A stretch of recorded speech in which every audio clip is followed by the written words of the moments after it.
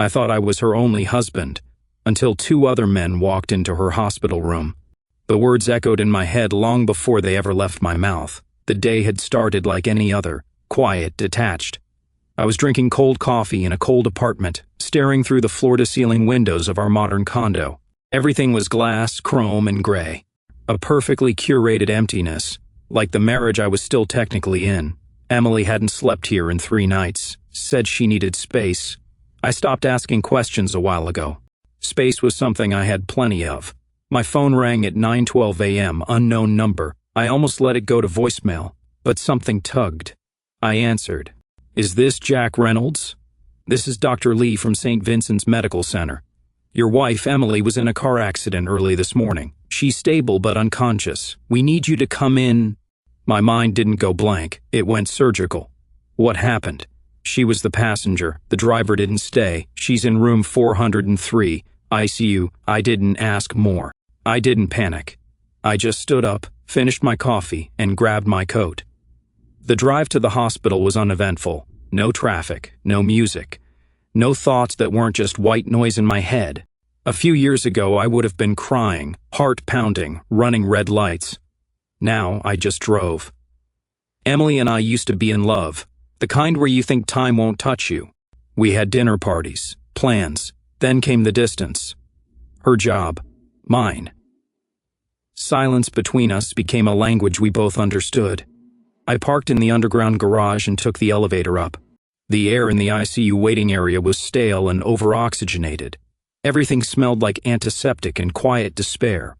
Dr. Lee met me just outside her room. "I assume you're Mr. Reynolds?" "Yes." She gave me a long, clinical look. "Professional, but curious. I wanted to speak with you first. Your wife is stable but hasn't regained consciousness yet. There's a mild concussion, some bruised ribs, and she's pregnant." I blinked. "Pregnant?" "Roughly 7 weeks, based on preliminary tests. We'll confirm more when she wakes." My mouth moved before my brain could stop it. "She didn't tell me." Dr. Lee hesitated. She was brought in by a man, mid-40s. He was very distressed, kept calling her his fiancée. He left before we could get a full statement.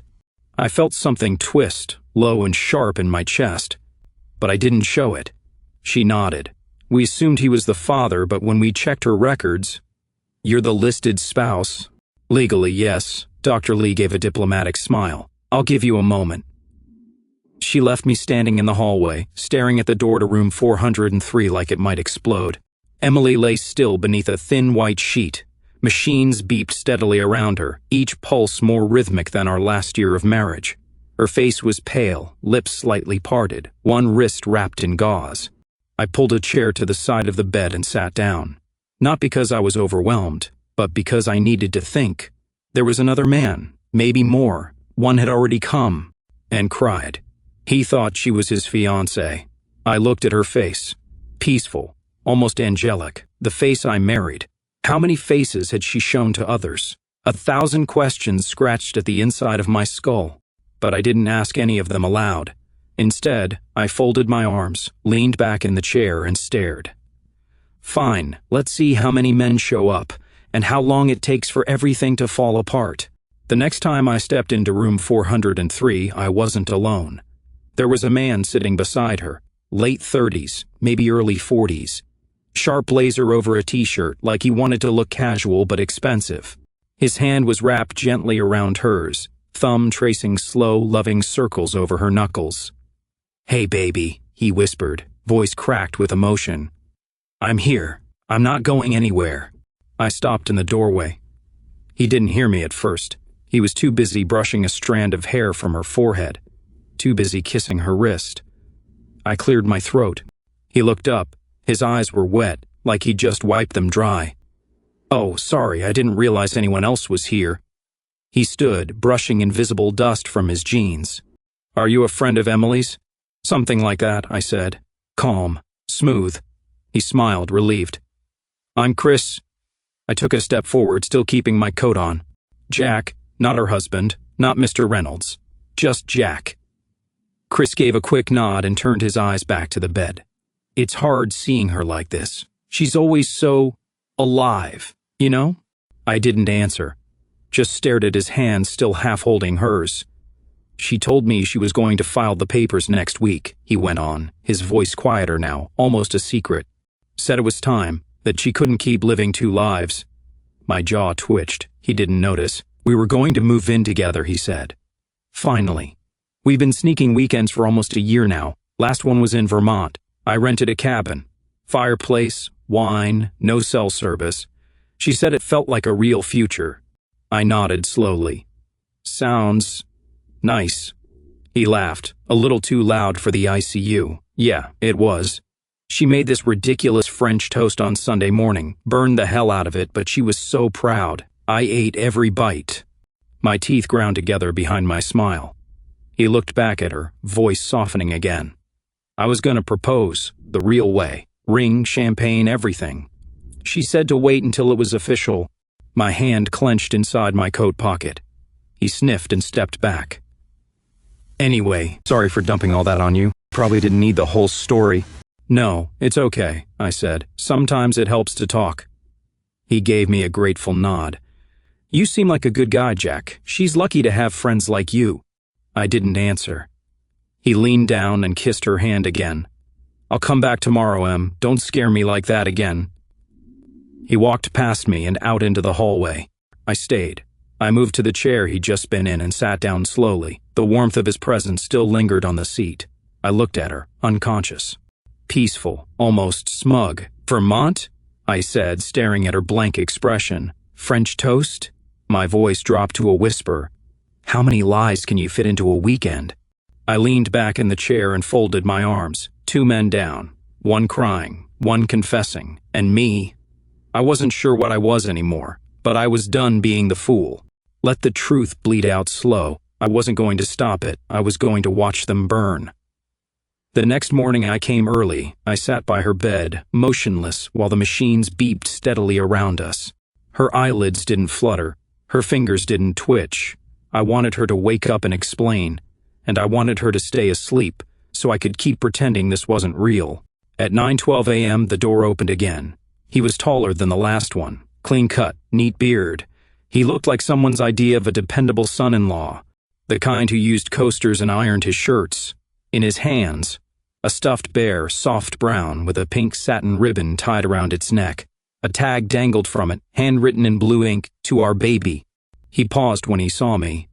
"Oh," he said, clearly surprised. "Didn't realize anyone was here." I stood up slowly, neutral face, calm breath. "Just visiting." He nodded, distracted, and turned his attention to her. "Hey, beautiful," he whispered, placing the bear on the blanket by her side. "I brought our little one a friend." He took her hand, like the others, and kissed the back of it gently. "I can't believe this happened right when we were about to tell everyone," he murmured. "You promised me, remember? You said you'd tell them this week." He glanced at me again. "Sorry, your friend." "Jack," I said. He smiled faintly. "Mark." "Of course you are," I thought. He sat down across from me, uninvited, but comfortable. Like he belonged here. Like this was his place. "She's 7 weeks along," he said, nodding toward her belly. "Doctor confirmed it last Monday. She said it was a surprise, but a good one." I didn't speak. "She cried when she told me," he went on. "Said she'd never imagined starting over, but with me it felt right." He let out a quiet laugh. "I was gonna propose after her birthday dinner next week. I even asked her dad, well, who I thought was her dad." He chuckled, shaking his head. "Turns out it was complicated. You don't know the half of it." I stayed still. I didn't blink. She said she wanted a quiet life, just the two of us and the baby. No drama, no more hiding. He looked at me, like he needed someone to agree. "Can you believe that?" "Yes," I said. My voice was steady, controlled. "I can." Mark leaned forward and touched her stomach softly, reverently. "You're gonna be a great mom, Em." The silence dragged for a while after that. The machines beeped. The air conditioning hummed. Finally, he stood. "I'll be back tomorrow," he said to her. "Don't do anything crazy before then, okay?" He turned to me as he reached the door. "Nice to meet you, Jack." When the door closed behind him, I sat back down. My pulse was pounding, but my face stayed frozen. 7 weeks. I looked at her sleeping face. 3 men, 1 woman, 1 unborn child. and a pile of lies thick enough to choke the truth out of any of us. I stood, quietly, slowly, and walked out. No goodbyes, no second glances. Inside me, a hurricane. Outside, ice. It wasn't until late afternoon that her eyes finally fluttered open. The room was quiet. The constant beeping of the machines felt more like a distant hum than a warning. But then her pupils shifted, focusing on me. She blinked, once, twice. Then, I saw the panic flash across her face. For a split second, her breath caught. I saw it. The brief flicker of terror in her eyes, as if the realization of who I was hit her all at once. And then, just as quickly, the mask slid into place. She smiled, a faint, almost fragile smile, as if she could fool me into believing she hadn't just been terrified. "Jack." Her voice was soft, trembling. She reached out a hand, but it wasn't the welcoming, eager gesture I'd once known. It was careful, almost calculating. "Hey," I said, not moving, not rushing to hold her hand. "How do you feel?" She blinked again, swallowing. I don't remember much. Just the crash." I didn't respond. I kept my face neutral. "Don't worry," she added. "I'm fine now." "Good," I said simply. But we both knew it wasn't just about the crash. It was about everything else. The things we had buried, the lies we'd lived. I saw her take a deep breath, trying to steady herself. Her eyes searched mine, hesitant. "I'm sorry," she whispered, her voice cracking. "I didn't mean for all of this to happen. I know," I said. "The doctor already told me." She froze, her eyes widening. "Doctor, what did he say?" I didn't answer immediately. Instead, I leaned back in the chair, watching her closely. The door opened and Dr. Lee stepped in, breaking the tension. He smiled at her, but I could see the professionalism in his eyes, that clinical distance. He had seen too many cases like this before. "She's awake," he said to me, nodding. Then he addressed her, his tone gentle. "How are we feeling today, Miss Davis?" "Better," she replied quickly, her voice too bright. I'm just trying to wrap my head around everything." He nodded, stepping closer. "The tests came back, and we've confirmed everything. 7 weeks along, as we discussed earlier. No complications so far." She looked at me, her expression changing again, this time to something a little softer. I didn't want you to find out like this." I said nothing. "Not yet." Dr. Lee glanced at me briefly, as if reading the situation. He cleared his throat. "We'll keep her for observation tonight, but everything looks fine. I can give you a moment with her." He looked at me again, this time with a quiet understanding, before leaving the room. Once the door closed, the air in the room shifted. She turned toward me, tears welling in her eyes. "Jack, I don't know what to say," she began, her voice shaking. "I've been so confused. I never meant for any of this to happen, but I love you, only you. You've always been the one I wanted." Her words were frantic, desperate, almost rehearsed. She reached for my hand, her fingers trembling. I didn't move. She squeezed my hand, her eyes locking with mine, searching for something, for forgiveness, for reassurance. I didn't give it to her. "I'm sorry," she said again, this time crying harder. "I never wanted to hurt you. Please, Jack, you have to believe me. I love you. Only you." Her sobs were quiet, as if she was still trying to keep control of the situation, of the narrative. I didn't speak for a long time. Inside, everything was burning. I felt the weight of the truth crushing me. But my face remained a mask of cold indifference. I knew what I had to do now. Let them all hang themselves. Let her play the victim. Let them all spin their stories. I'd sit back and watch. They'd destroy each other in the end. I stood up without a word, feeling her eyes follow me as I walked to the door. "I'll be back later," I said, my voice calm. "You get some rest." She nodded, her tears still flowing, but she didn't try to stop me. I stepped out into the hallway, and for a moment I stood there, my back to the door, feeling the weight of the lie in my bones. But I didn't look back. The hospital cafeteria was nothing special. Cold fluorescent lights, plastic trays, and the faint smell of reheated food that seemed to linger in the air no matter how many times they scrubbed the floors. It was the last place anyone would want to eat, but it was convenient. It was the only place in the building where you could catch a moment of quiet, away from the beeping machines and the sterile smell of antiseptic. I walked in, grabbed a tray with a half-hearted sandwich, and sat at a table near the window, pretending to mind my own business. My eyes, however, were on the door. It didn't take long for the two men to walk in. Chris, with his clean-cut appearance, his tailored suit as if he'd just come from an important meeting, and the almost desperate smile he always wore. And then there was Mark, dressed casually in jeans and a sweatshirt, but the way he held himself spoke of confidence, of someone used to getting what he wanted. I watched them both from my seat, carefully observing the way they moved, the way they didn't quite make eye contact as they walked to the food counter. Neither of them had any idea they were about to collide. It wasn't long before Mark noticed Chris. The moment he did, his eyes narrowed, and I could almost see the wheels turning in his mind. Chris was already halfway through the line when Mark approached him. His voice was careful, measured, but I saw the flicker of recognition in his eyes when he saw the photo in Chris's hand, a picture of him and Emily on a trip. It was just a glimpse of a photo she'd left carelessly in her bag. And somehow, that had been enough for Mark to make the connection. "Hey," Mark said, the word sharp, like a knife sliding through butter. "I know you. You're the guy from Emily's photo. What's your name?" Chris froze, clearly startled, then offered a tight smile. "Chris. And you are?" "Mark?" Mark replied. His gaze flickered to the photo in Chris's hand again. "She never mentioned you." Chris glanced up at me, probably noticing the way I was watching the two of them. I raised my eyebrows slightly and nodded in acknowledgement, though I didn't speak. Mark was already suspicious, and I could see Chris was on edge, but neither of them was willing to show it. I stood up and casually walked over to them, my presence like a shadow that made both men shift uncomfortably. "Mind if I join you?" I asked, my voice low but friendly. I was just getting a bite. I didn't expect to see company. Both men nodded in what I could only describe as a stiff, unspoken agreement. I took a seat across from them, laying my sandwich on the table. "I'm Jack," I said, keeping my tone light, "and you two must be old friends of Emily's." Chris shifted slightly, but his smile never wavered. "Yeah, you could say that." Mark's gaze flickered between Chris and me.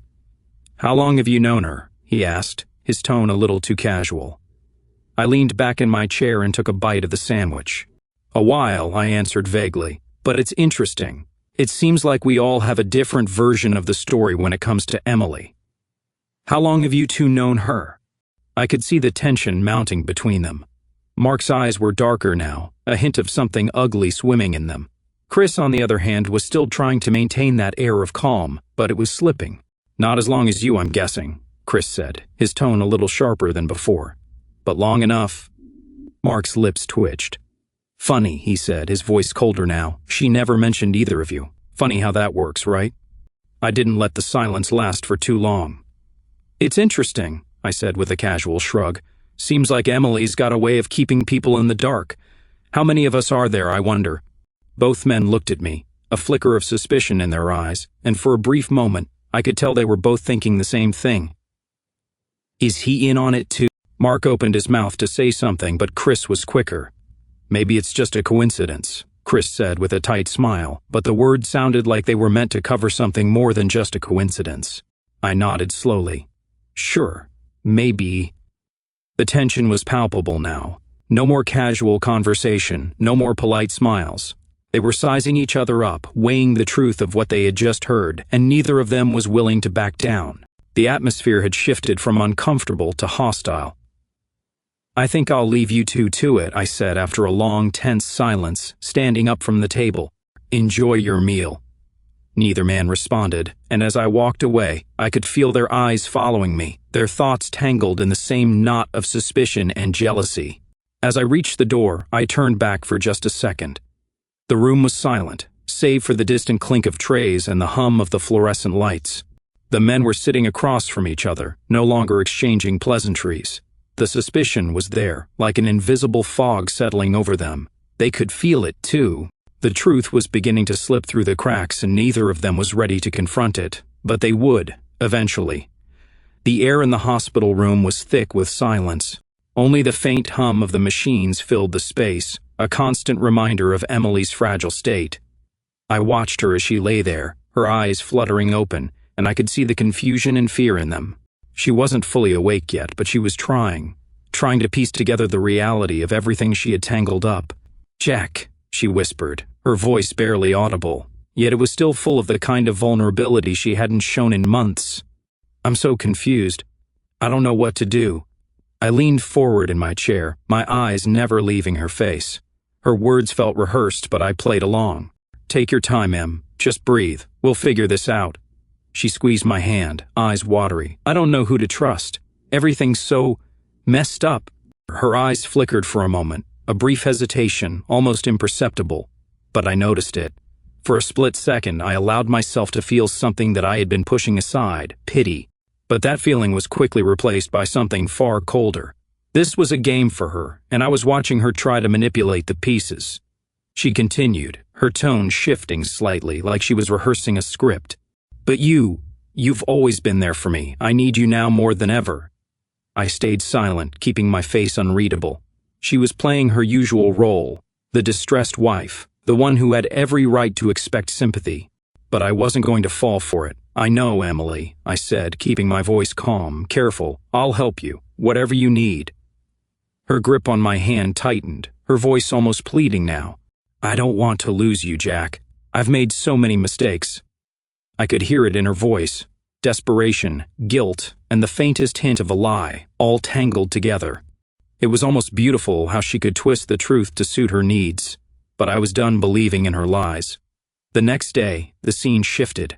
I was standing by the door when Chris walked in. I didn't bother to stand. He was too eager, too ready to play the part of the knight in shining armor. As soon as he sat by her bedside, his face softened, his eyes brimming with that same love he had shown earlier. She looked up at him, and I saw her mask slip away. It was replaced with something entirely different, something more convincing. You were right, Chris, she said, her voice full of emotion. I had to get away from him. Jack, he was manipulating me, controlling me. I couldn't stop the sharp edge of a smile from tugging at my lips. It was almost comical. She was shifting the narrative once again, casting me as the villain to make him her savior. I watched from my spot in the corner of the room, carefully observing the way Chris reacted. His face was full of concern, like he believed every word she said, the kind of concern only a man in love would show. I'll protect you from him, Em, Chris said, his voice low and steady, as if he was reassuring her of something she hadn't even asked for. We can get away from all of this. You and me, we can start over. She let a tear fall, almost theatrically, and I saw the weight of her manipulations sink into Chris's mind. He was so caught up in the idea of her that he couldn't see the trap closing around him. The shift in her acting continued the following day when Mark walked in. He was quieter this time, more reserved, yet the tension between us had grown. He placed the stuffed bear on the bedside table with a tenderness that felt almost too gentle for someone who believed he was her true love. Emily, Mark said softly, his voice full of hope. I don't want you to be scared anymore. I know you're afraid of what's happened with all the others, but I'm here now. I'm your protector. She looked at him, a soft smile forming on her lips, and I saw her pull him into her web like she had done with the others. I don't know who to trust, Mark, but you're the one I feel safe with. She leaned in to kiss his cheek, but I noticed the look in her eyes. It was like she was calculating, measuring the effect her words had on him. She was playing him, just like the rest.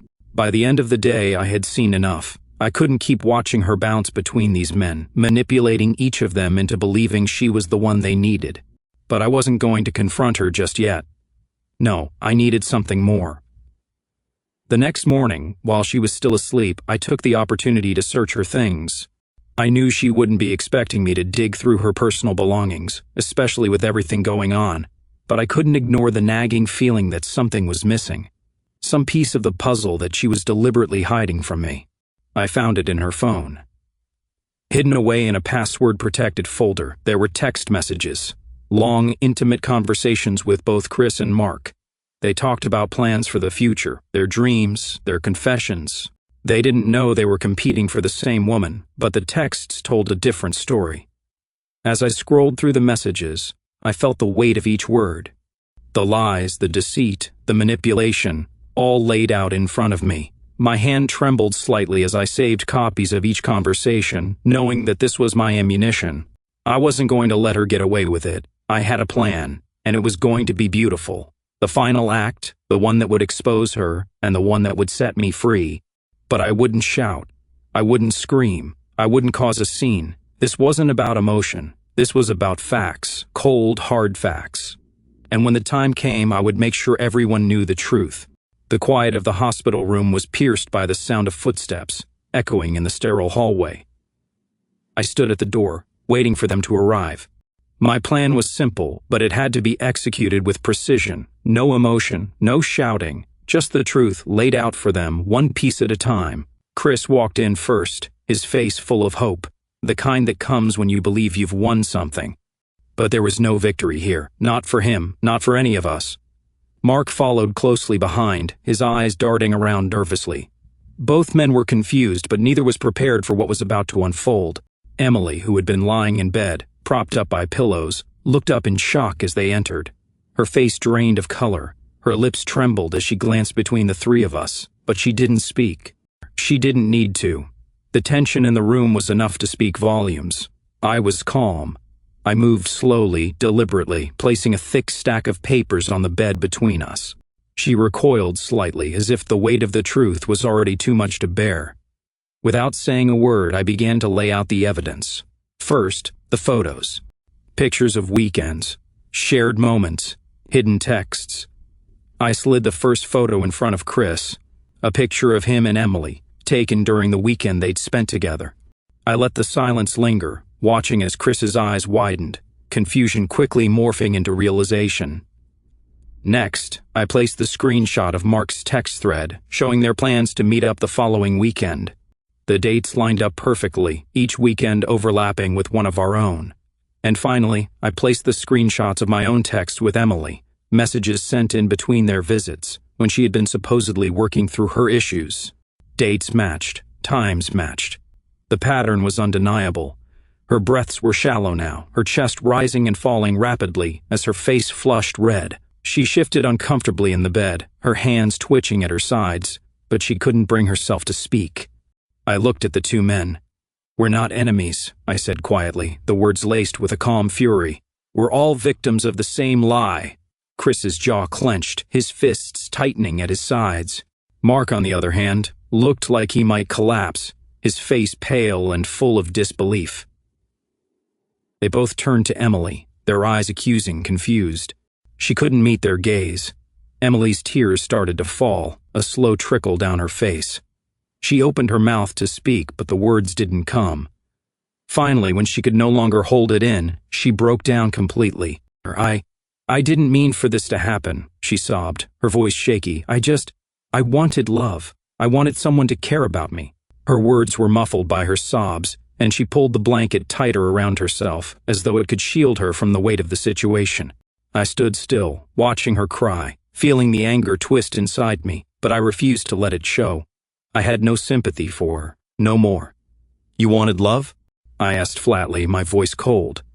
"You wanted love, but you couldn't be honest about who you were. You wanted love, but you decided that we, all of us, were just pawns in your game." She looked up at me, eyes wide with panic. "Jack, please, I didn't mean—" I cut her off with a sharp, steady gaze. "You didn't mean what, Emily? You didn't mean to sleep with us all? You didn't mean to lie to all of us? You didn't mean to make us think we were the only ones who mattered?" Her face crumpled. I'm sorry. I never wanted to hurt anyone. I just wanted to be loved." The sobs became more frantic as she wrapped her arms around herself, trying to shield herself from the reality of her actions. But I wasn't here to comfort her. I wasn't here to make her feel better. This was my moment, and I wasn't going to let it slip away. I took a step forward and leaned in, looking directly into her eyes. "And the baby, Emily?" I said, my voice dropping to a whisper. "Whose is it? Should we just flip a coin to decide?" Her eyes locked onto mine, wide with fear, and I could see the panic in her gaze as she realized the truth. She didn't know. She didn't have an answer. She had no idea who the father was, and neither did any of us. She collapsed back onto the bed, her hands trembling as she wiped her tears away. The room was suffocating, the weight of the moment pressing down on all of us. I turned to the two men, their faces reflecting the same confusion and anger that I had felt when I first discovered the truth. I could see it in their eyes. They had been played, just like me. They had been tricked into believing that they were the only ones. I didn't say another word. I turned and walked toward the door, leaving them to sort out the mess she had created. But as I reached for the handle, I stopped and glanced over my shoulder. I looked at her one last time, the woman who had made all of this happen, the woman who had lied to us all, and I spoke my final words to her. 3 men loved you, Emily, and not one of us stayed. I left, the door clicking shut behind me, leaving her alone with the consequences of her actions. The cafe was warm, its steady hum of conversation a stark contrast to the cold, sterile atmosphere of the hospital. I sat by the window, a steaming cup of coffee in hand, staring out at the busy street. The sun had begun to set, casting an orange glow over the city, but it felt like an entirely different world from the one I had left behind. I opened my phone, scrolling through the news. Nothing that mattered. The world kept turning, indifferent to the chaos that had just unfolded in the sterile halls of the hospital. My fingers brushed the papers in my bag, the petition for legal separation I had filled out earlier that day. It wasn't divorce, not yet. I wasn't ready to make that final decision. But the separation was inevitable, the slow dismantling of everything I had once believed in. Chris had vanished. After the confrontation in the hospital room, he didn't come back. His calls went unanswered. I could only guess what was going through his mind now. Maybe guilt, maybe anger, or maybe he was just too ashamed to face the reality of what Emily had done. Mark, on the other hand, had blocked her. Not just her calls, but everything. Texts, social media. She had become an afterthought in his life, something he no longer wanted to deal with. She wasn't worth the effort. I took another sip of my coffee, savoring the bitterness. Across the street, the hospital stood tall, a silent monument to the wreckage inside. Emily was still there, alone. The child she carried wasn't a bond to be cherished, but a reminder of all the lies she had woven. It wasn't just the lies she told us. It was the lies she told herself, convincing herself that everything could be fixed, that she could keep us all around and continue her web of deceit. I felt no satisfaction from her predicament, no joy, no sense of victory. There was only a heavy weight pressing against my chest, an emptiness that wouldn't go away. The woman I had loved had turned into a stranger, and the woman who had tried to manipulate us all had been exposed. She was still in the hospital, still holding on to the remnants of her fantasies. But I knew the truth that she had no future here, not with any of us, not with the child. The empire she had built from lies was crumbling before her eyes. I looked out the window again, watching as the city moved on, unaware of the quiet destruction that had unfolded just a few blocks away. I wasn't angry anymore. I wasn't bitter. I had no intention of wreaking havoc in her life.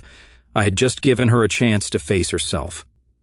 I took a final sip of coffee and pulled my phone back out. I scrolled through the documents I had saved, the ones that would ensure the separation went smoothly. Emily's lies had cost her everything, but it was her own doing. She had made her choices, and now she had to live with them. The last thought that passed through my mind was simple, yet it carried the weight of everything I had been through. I didn't ruin her life. I just took away the mirrors. Now she has to look at herself. And with that, I put my phone down and stood up, ready to leave. There was nothing more to do, no more words to say. The truth had been laid bare. The rest was hers to bear.